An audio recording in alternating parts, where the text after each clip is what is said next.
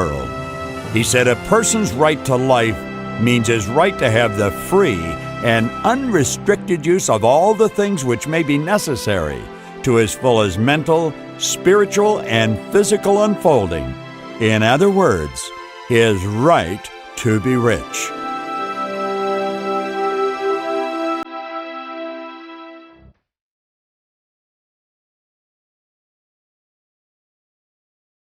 Hello, this is Reverend Michael Bernard Beckwith, the founder and the spiritual director of the Agape International Spiritual Center. And I'm so honored and grateful that my dear friend Bob Proctor has asked me to introduce this program, The Secret Science of Getting Rich. Before we begin the program, I'd like to give you a little history of this and how it came to be. A great secret has been passed throughout the centuries. It was coveted, lost, stolen, hidden, and bought for vast sums of money as it continued its journey from being passed from one to another.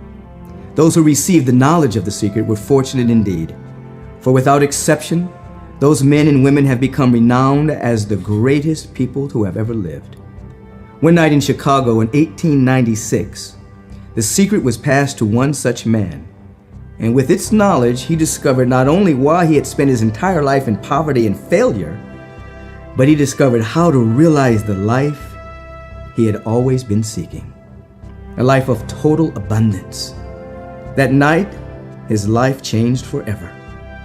Though it would be many years before he would begin to write the Little Green Book, his now immortal masterpiece based on the principles of the Great Secret. The man was Wallace D. Wattles.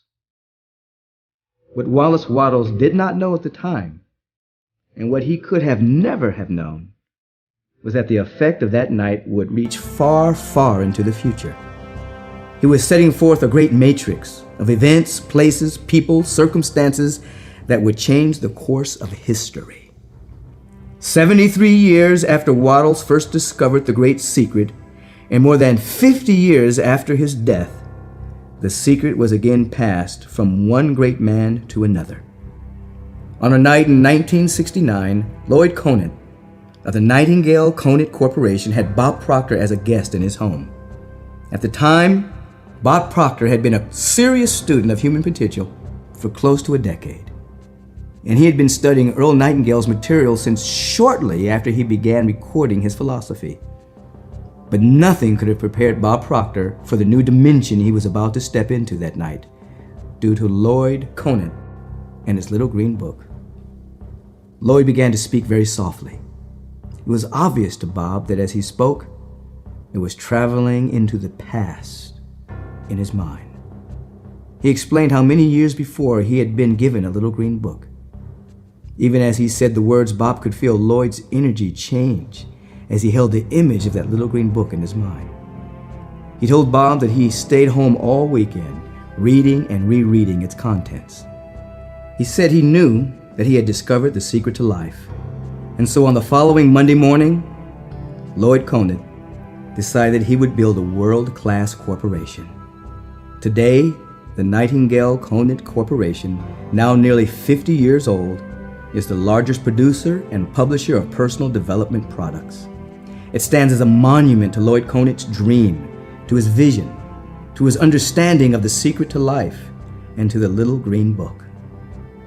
Throughout Lloyd's conversation, Bob was bursting with curiosity to know the title of the Little Green Book, and even more so, what was written in this magical text.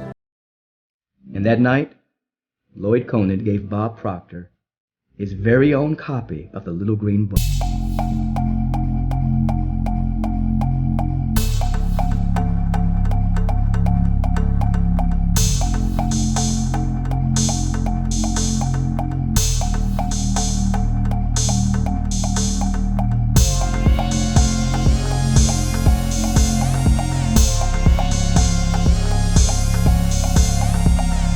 To America.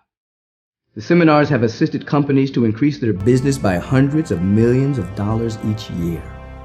The ideas and exercises in these recorded and live seminars have directed many thousands of individuals to lead richer, brighter lives. Understanding the Little Green Book and the secret to life has enabled Bob to mentor educators, psychiatrists, medical doctors, senior executives from multinational corporations, and students and salespeople. He has also reached millions with his #1 bestseller, You Were Born Rich. Without exception, every one of these individuals can see and enjoy a brighter future because of their new awareness. Realizing the impact The Secret can have on a person's life caused Bob to be totally committed to teaching these concepts for the rest of his stay on the planet. 35 years after Bob Proctor was given the Little Green Book that changed his life, and more than 100 years after Wattles first discovered The Secret on the other side of the world in Australia, The Secret again passed into new hands.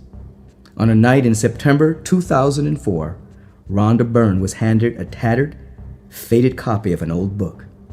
The book was given to Rhonda by her daughter, and in many ways, this book was Rhonda's last chance to save her own life. In the previous months, her life had completely fallen apart. Her father had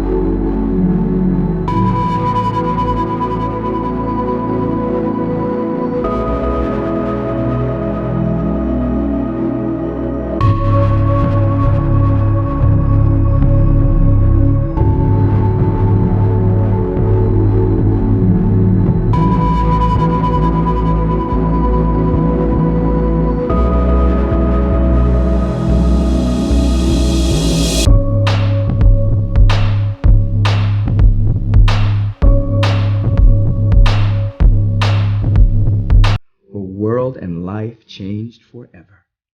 Like Lloyd Conant had done, she read and reread its contents with amazement and excitement until every word had been internalized into her very being.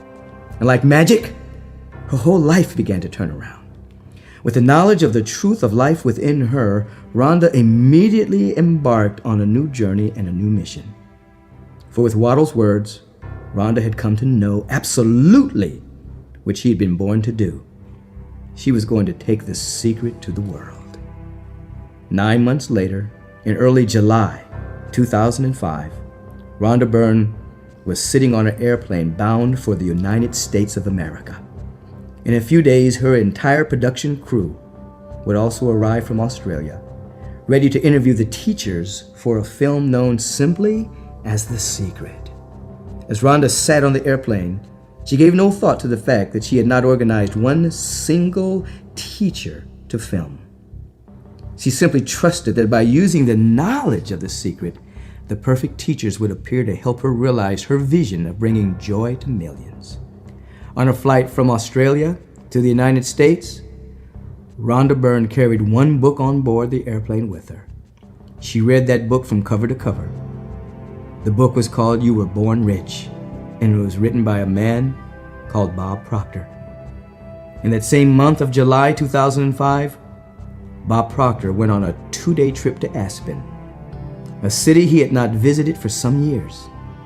Not long after he arrived, Bob was contacted by an Australian production company called Prime Time Productions.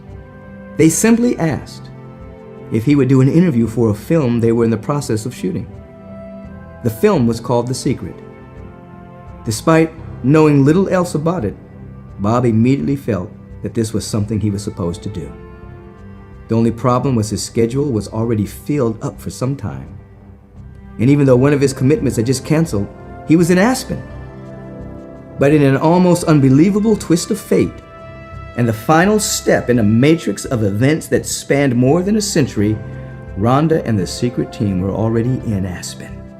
And so the very next day, Rhonda Byrne and Bob Proctor met for the first time, and the rest is history. The release of The Secret feature film marks an important moment for humankind.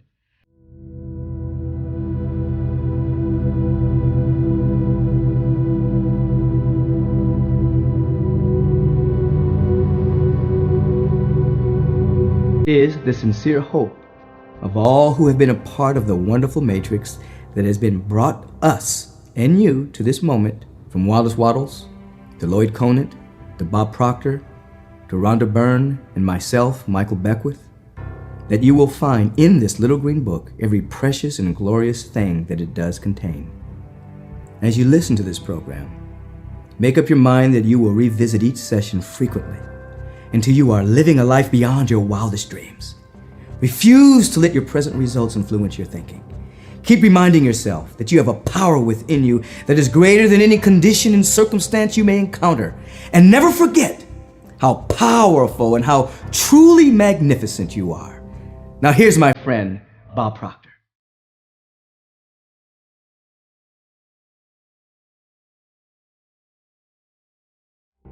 There's been a number of people that have had a profound impact on my life, but there's two in particular, Rhonda Byrne and Lloyd Conant. With The Secret, Rhonda totally shifted my thinking, my business world, my life.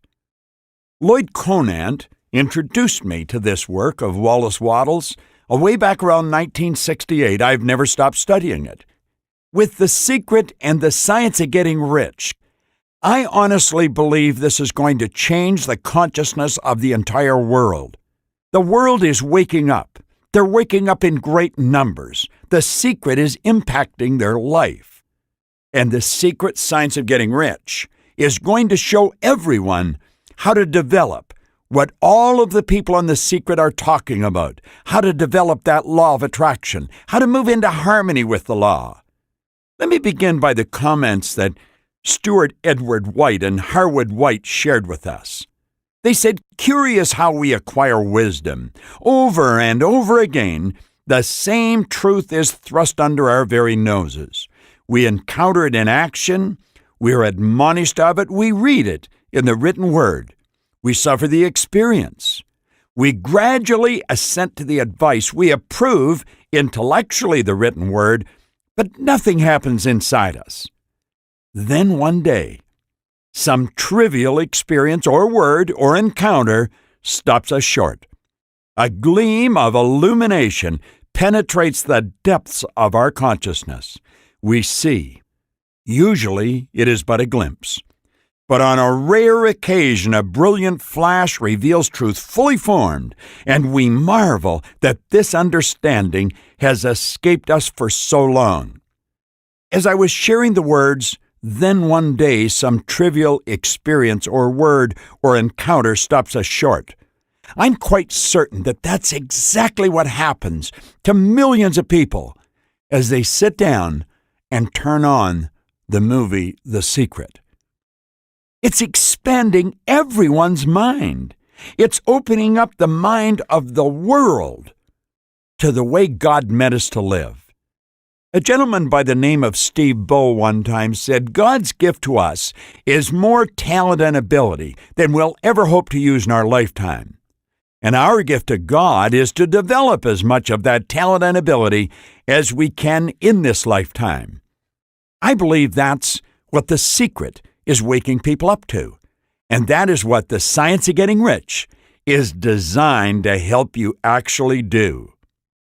Many years ago, I had the very good fortune of working on the stage with Eric Hoffer. He said something that was rich with truth, and it stuck in my mind. He said, "In times of change, the learners will inherit the earth, while the learned find themselves beautifully equipped to deal with a world that no longer exists." Well, think about that. He said, "In times of change, the learners will inherit the earth." I took that to be metaphorical, that they'll be happy, healthy, and wealthy. Well, the learned find themselves beautifully equipped to deal with a world that no longer exists. Our world is changing. The world's not getting bigger, it's getting smaller. We're dealing in a global marketplace today. It's not uncommon for people to talk a number of times a day from opposite sides of the globe. The world is changing. And the learners will become the happy, healthy, wealthy ones. There's no such thing as a learned individual. There's no such thing as an educated individual. Education comes from the Latin educo, meaning to educe, to develop, or to draw out from within. So learning is not hammering information into our head. It's becoming aware of what's already inside of us. Now, Hoffer also said, to learn, you need a certain degree of confidence, not too much and not too little. If you have too little confidence, you'll think you can't learn. If you have too much, you'll think you don't have to learn. You know, it's conceivable as you sit and watch The Secret that you might think that there's some emotional or capricious God has blessed the people in that movie with something that you haven't got. But that's not the way it is.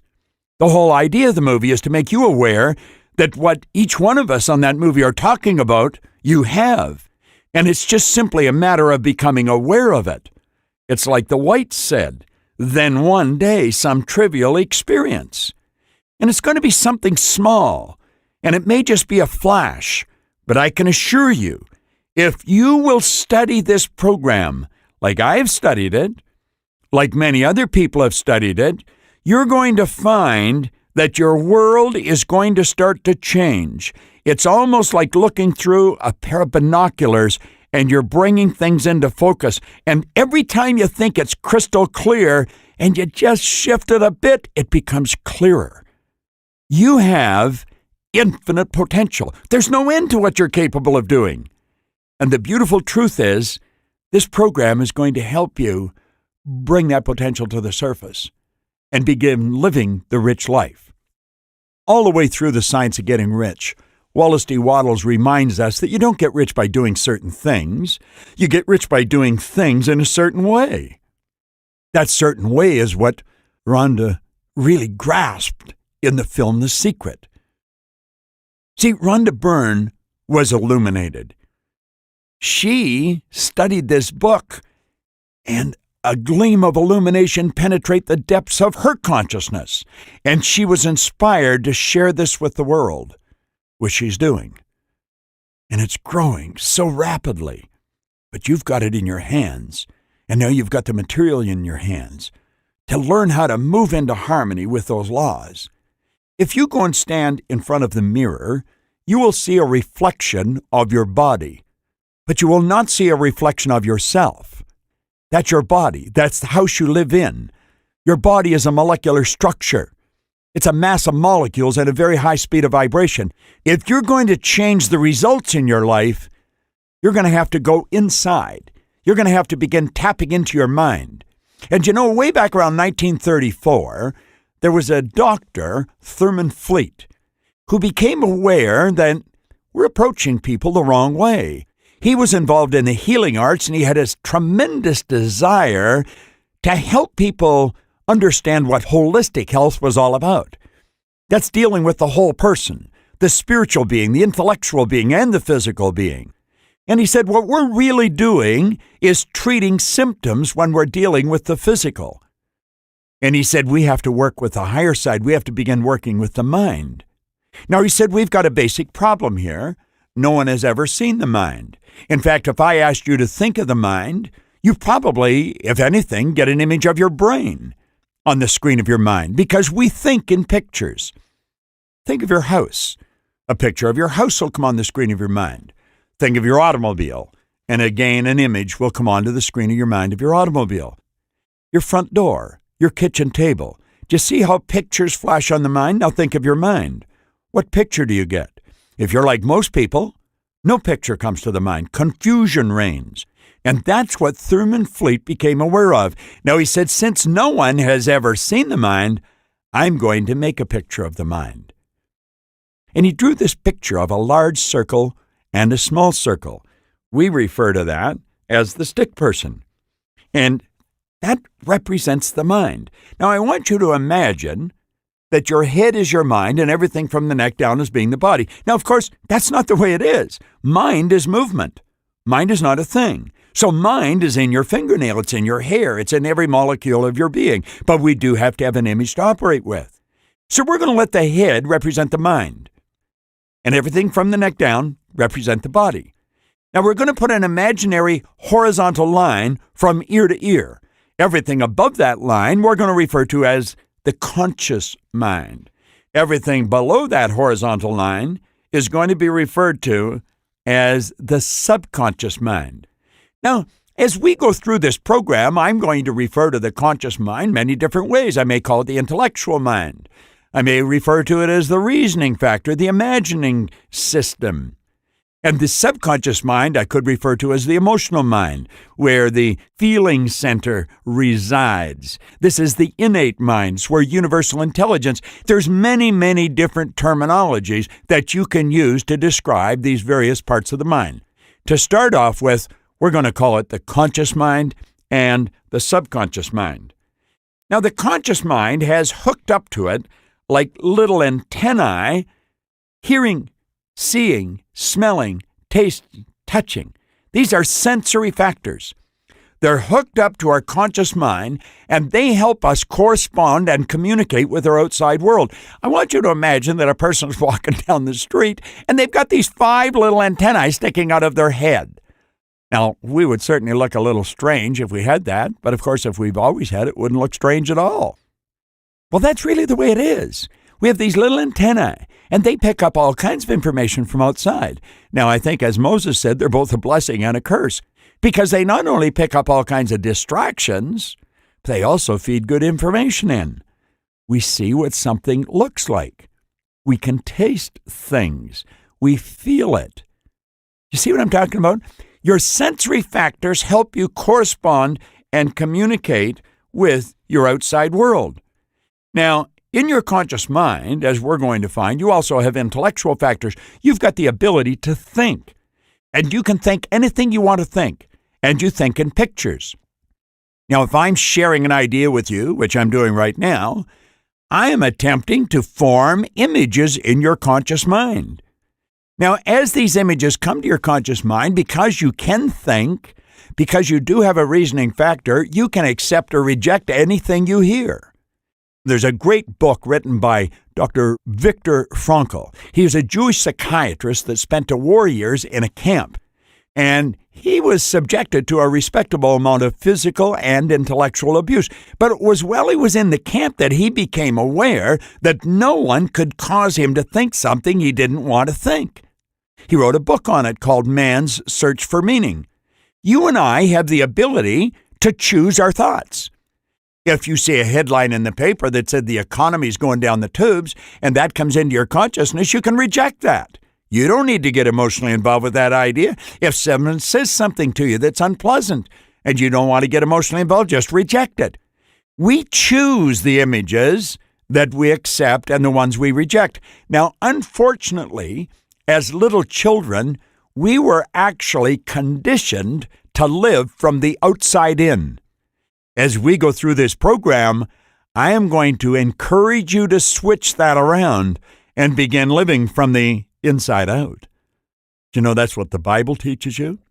The Quran, the Torah, the Bhagavad Gita, all the good books tell us to go inside, live from the inside out, but we've been programmed from our childhood to live from the outside in.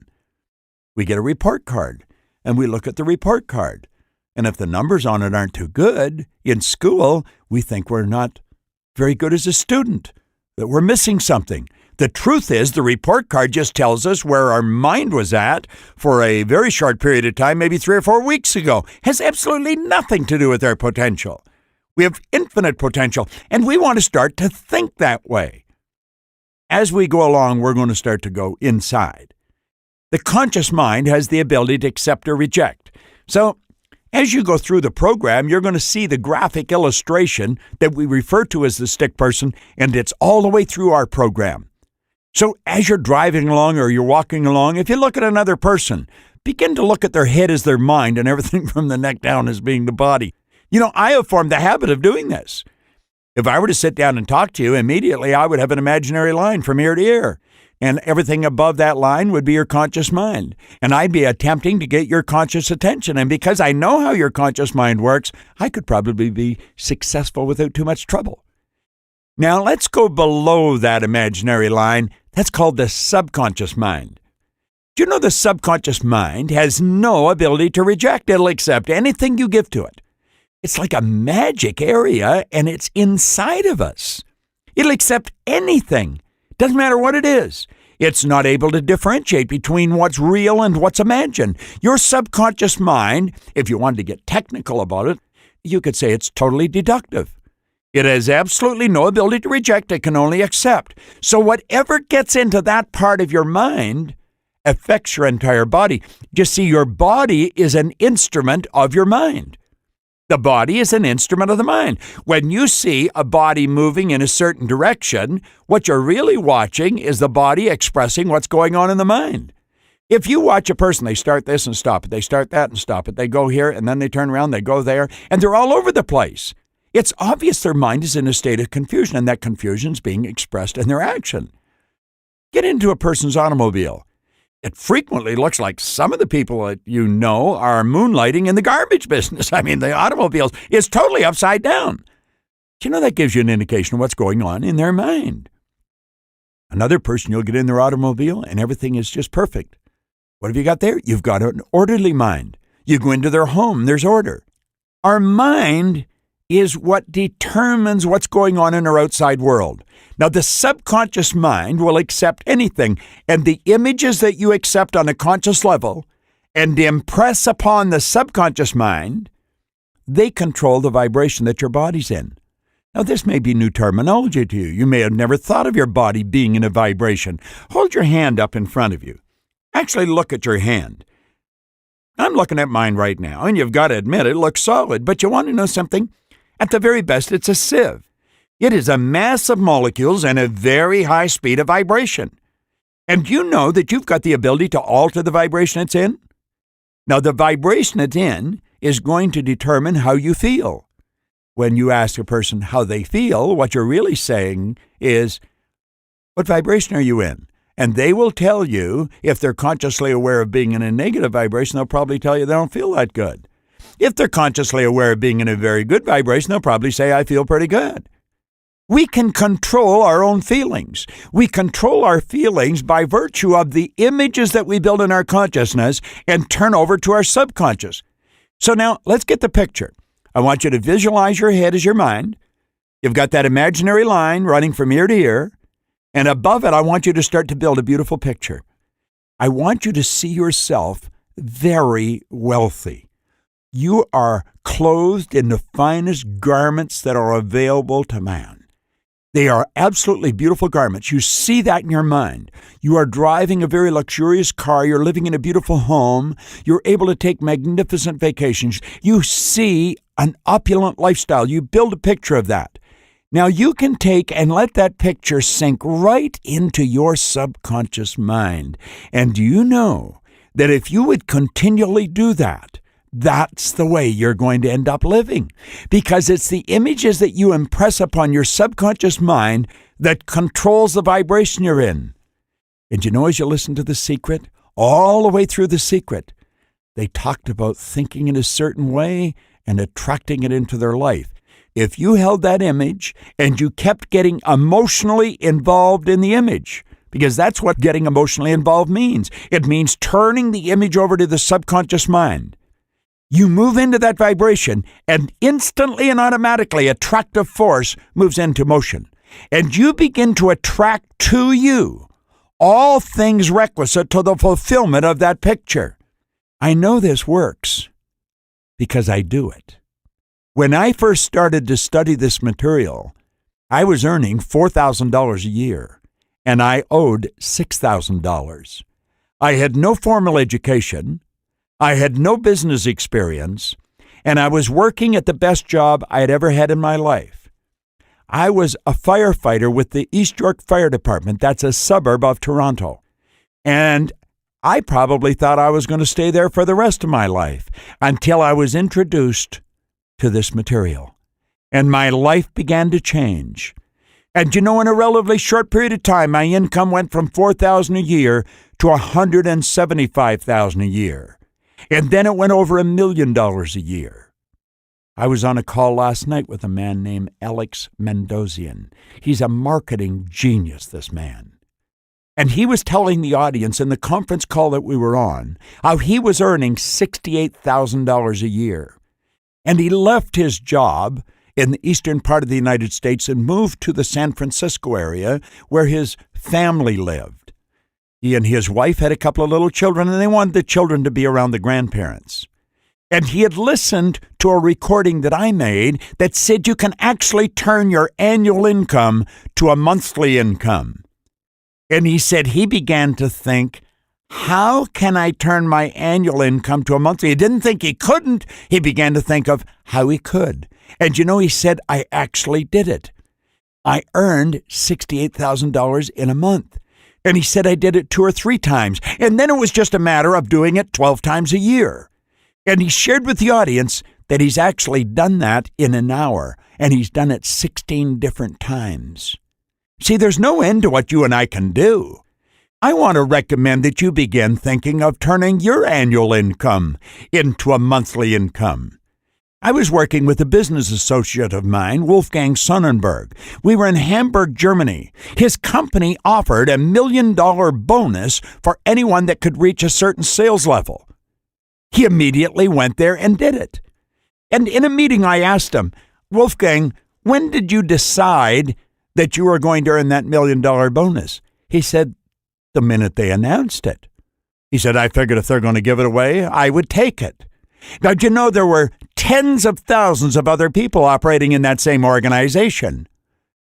But nobody else made that decision. Why did he make that decision? Because he wanted it. And he had an idea. He had an awareness that if he wanted it and saw himself with it and got emotionally involved in it, that he would attract everything that was required for the manifestation of the picture. What do you want? What do you really want? Now, we've invested a bit of time discussing the mind. Let's take a look at the third aspect of our personality. You've got the conscious mind, the subconscious, and you have the body. The body is the instrument of the mind. It obeys the operations of the mind. It will do whatever the mind tells it to do. The body is a delicate plastic instrument. It is a mass of molecules in a high speed of vibration. If we keep the body vibrating in harmony with God's laws, it will stay healthy. And if we don't, it will break down. Now, we've got the ability to control that. We can keep our body alive and vibrant. This whole universe operates by law. We're going to discuss the laws in depth. But Dr. Werner von Braun said that the natural laws of our universe are so precise that we don't have any difficulty building spaceships, sending people to the moon, and we can actually time the landing with the precision of a fraction of a second. He also said these laws must have been set by someone, but we'll leave that for another lesson. Now think, the images that you impress by law are being expressed with and through your body. Now I want you to notice that there's a 4-step process here, and we want to get all 3 parts of our personality working in harmony by following these 4 steps. Number 1 is thoughts. Begin to pay attention to what you're thinking. Number 2, you internalize those thoughts and you create a feeling. Make sure you're feeling good about everything you do. Number 3, those feelings are expressed in actions. Pay attention to your actions. Do everything you're doing as well as you can possibly do it. And number 4 is results. Pay attention to your results. And understand this, you are in control of your results. Do you see, when I first began to study this, as I've already mentioned, I was unhappy, I was sick, and I was broke. I thought somebody else was the cause of my results. I was a victim. Victims lose. Victims never learn that they are in control of their results. I want you to make up your mind that from this moment on, you're going to be consciously aware of what you're thinking, what you're feeling, and what you're doing, and realize that if the results are not the results you want, you've got the ability to change them. Don't feel bad because the results are not what you want. Feel good that you're aware that you can change.